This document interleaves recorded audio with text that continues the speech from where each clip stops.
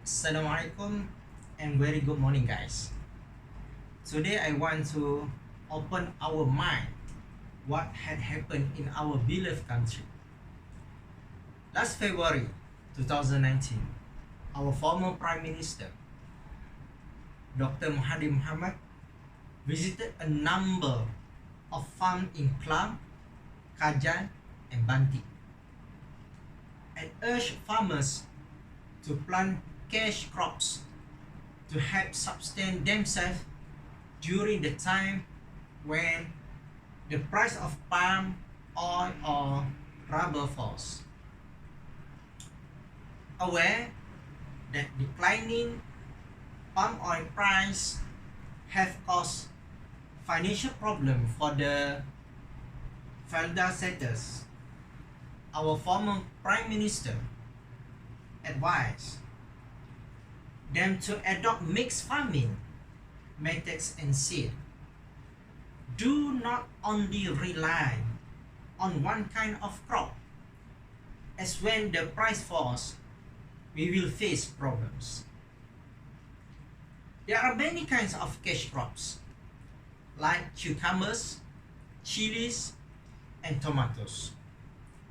If we rotate them according to the market, our income stream will not be cut off simply due to the price decline for one type of crop.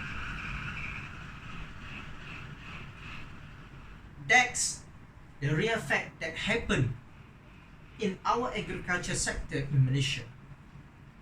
To be clear about the monocropping and mixed cropping, let's look first the meaning about that two terms in our agriculture system.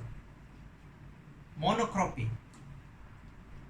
It is an agriculture practice which involves the cultivation or production of a single crop over a wide area for several consecutive years.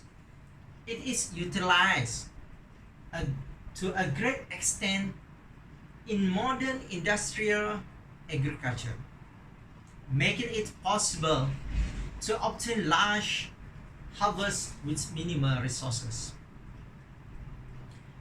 And mixed cropping, it is an agricultural practice which involves the cultivation of multiple or mixed crops in the same area or a given space. It is known to imitate the diverseness of natural ecosystem. These techniques makes use of the given space, nutrients, and energy in a balanced way. Okay, now we all cleared about that two terms, monocropping and mixed cropping. Now we look what's going on in that monocropping and mixed cropping in agriculture sector. Firstly, we look what monocropping does in our agriculture sector.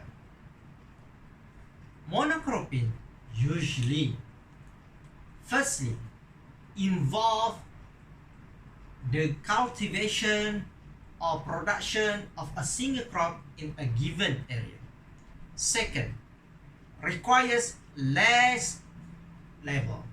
Third, more susceptible to disease and pests due to the involvement of only a single plant species that can result in crop failure. Fourth, does not increase biodiversity as there is no variety. And lastly, paddy cultivation is an example of this type. Okay, meanwhile for the mixed cropping, firstly, involve the cultivation of multiple or mixed crops in a given area. Second, requires more labor.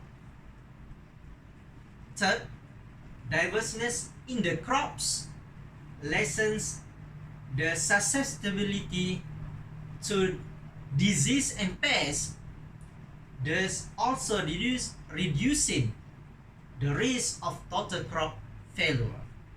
Fourth, variety in crops increases local biodiversity, providing habitat to more species.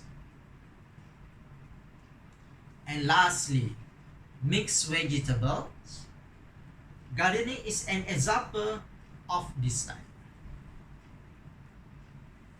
There are a few advantages between monocropping and mixed cropping in agriculture sector in Malaysia, such as monocropping. The knowledge of only a single plant species being grown is required, and easy marketing. Meanwhile, the advantages for the mixed cropping are the risk of complete crop failure is very low, and pests may attack one plant species, leaving the other sustained. Crash in profits of one crop will not cause the total market loss.